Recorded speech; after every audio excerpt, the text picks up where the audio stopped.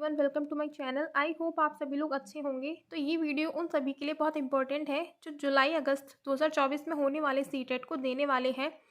2024 जनवरी में काफ़ी सारे बच्चे ऐसे हैं जिनका सीटेट क्लियर नहीं हो पाया है। एक बहुत बड़ी संख्या में 17 लाख से भी लगभग ज़्यादा फॉर्म भरे गए थे, जिसमें 14 लाख से ज़्यादा बच्चे बैठे थे, लेकिन पेपर सिर्फ 1 लाख लगभग 1,12,000 समथिंग बच्चों का ही पास हो पाया है। यहाँ मैं पेपर 2 की बात कर रही हूँ। तो देखिए, जिन बच्चों का पेपर पास नहीं हो पाया है वो DSSP की जो वैकेंसी है या फिर BPSC की जो वैकेंसी है उसमें अप्लाई नहीं कर पाएंगे, उससे वो बाहर हो गए। तो आपको यहाँ पर ये समझने की ज़रूरत है कि सीटेट कितना इंपॉर्टेंट हो गया। सीटेट का डिफ़िकल्टी लेवल बहुत ज़्यादा बढ़ता जा रहा है। अगर आप पिछले कुछ सालों को देखेंगे तो जो सीटेट का एग्ज़ाम जब से शुरू हुआ था वो ऑफलाइन शुरू हुआ था, लेकिन बीच में 2019-20 वाला जो सीटेट था, जब वो 2021 में कंडक्ट हुआ था तो वो ऑनलाइन मोड पर हुआ था। उसके बाद फिर से कुछ ऐसे चैलेंजेस आए थे कि फिर से एग्ज़ाम को ऑफलाइन कर दिया गया था। तो एग्ज़ाम का जो लेवल है वो दिन ब दिन बढ़ता जा रहा है। चीज़ें अब पहले की जैसी नहीं है। यहाँ पर आपको ये समझना होगा कि जो क्वेश्चंस हैं वो डायरेक्ट नहीं पूछे जाते हैं।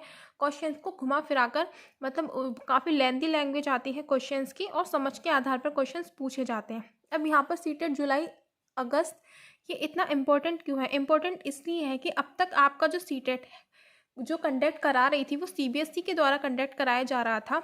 2024 अगस्त वाला जो एग्ज़ाम है वो भी CBSE के द्वारा होगा, लेकिन इसके बाद से आपका जो एग्ज़ाम है वो NTA द्वारा कंडक्ट कराया जाएगा 2025 से, जो कि आपका ऑनलाइन मोड पर हुआ करेगा। अब काफ़ी सारे बच्चों को ऑफलाइन पेपर देना ज़्यादा आसान लगता है, काफ़ी सारे बच्चों को ऑनलाइन। लेकिन इसमें जो एक मेजर डिफरेंस है जो मुझे लगता है वो ये है, ये टाइम मैनेजमेंट। अगर आप ऑनलाइन पेपर देते हैं तो वहाँ पर आपको OMR शीट को फिल नहीं करना पड़ता। पेपर में पहले टिक वहाँ पर ऑनलाइन में क्या होता है कि आपको डायरेक्ट जो भी ऑप्शन है आपका वहाँ पर आप उसको टिक कर देते हैं।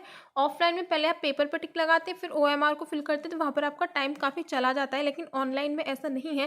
लेकिन फिर भी सबकी अपनी अपनी पसंद है, किसी को ऑनलाइन अच्छा लगता है, किसी को नहीं।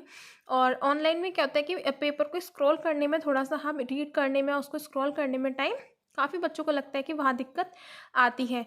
तो इसलिए आपका जो सीटेट जुलाई अगस्त वाला जो एग्ज़ाम है वो बहुत ज़्यादा इंपॉर्टेंट है, क्योंकि इसके बाद हो सकता है आपका सिलेबस भी चेंज हो जाए या क्या कुछ चेंज आ सकते हैं, कुछ कह नहीं सकते हैं। और इसका जो 2024 में जो एग्ज़ाम होगा वो आपका ऑफलाइन ही होगा, लेकिन अगले साल 2025 से जो भी सीटेट का एग्ज़ाम होगा वो आपका ऑनलाइन मोड पर ही हुआ करेगा, NTA के द्वारा कंडक्ट कराया जाएगा। तो इसलिए जिन भी बच्चों का सीटेट पास नहीं हुआ है उनको अभी से तैयारी में लग जाना चाहिए, क्योंकि सीटेट का एग्ज़ाम क्लियर होना बहुत ज़रूरी है आने वाली वैकेंसीज़ के लिए। क्योंकि ये तो आप सबको भी पता है कि आपका जो टारगेट है वो सीटेट तो नहीं है, सबको नौकरी चाहिए, वैकेंसी, लेकिन उसके लिए आपका सीटेट क्लियर होना बहुत ज़रूरी है। आपका सीटेट पास होगा तभी आप आने वाली वैकेंसी में अप्लाई कर पाएंगे।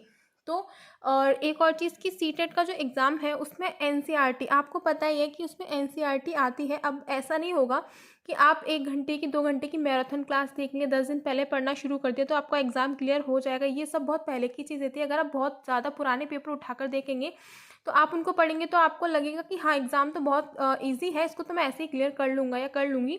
लेकिन आप 2-3 साल तक के पेपर देखिए, अब से 2 से 3 साल पहले तक एक पेपर देखेंगे तो आप देखेंगे कैसे कैसे धीमे धीमे उसका जो डिफ़िकल्टी लेवल है सीटेट के एग्ज़ाम का वो बढ़ता जा रहा है। तो आपको इस चीज़ को ध्यान रखना है कि एक तो NCERT आपको पढ़नी है, NCERT पे आपको फोकस करना है और आपको प्रैक्टिस करनी है प्रीवियस ईयर क्वेश्चन पेपर की।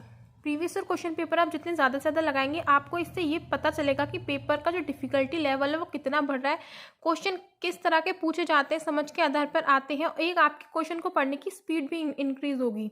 क्वेश्चन बहुत लेंदी आते हैं। SST में जो क्वेश्चन होते हैं वो काफ़ी लेंदी आते हैं। तो जैसे आप प्रीवियस ईयर क्वेश्चन पेपर लगाएंगे, उसको रीड करेंगे, तो इससे आपको एक अच्छी प्रैक्टिस होगी। तो आपको इन चीज़ों पर फोकस करना है और आपको स्टेप बाय स्टेप चलना है। आपको ऐसा नहीं कि सारी चीज़ें आपको डिटेल में ही पढ़नी है। ऐसा नहीं कि आपने कोई क्लास देख ली या 2 दिन पहले पढ़ लिए, 10 दिन पहले पढ़ लिया, आपका पेपर क्लियर हो जाएगा। वो पहले हुआ करता था, लेकिन अब इस तरह की चीज़ें नहीं है।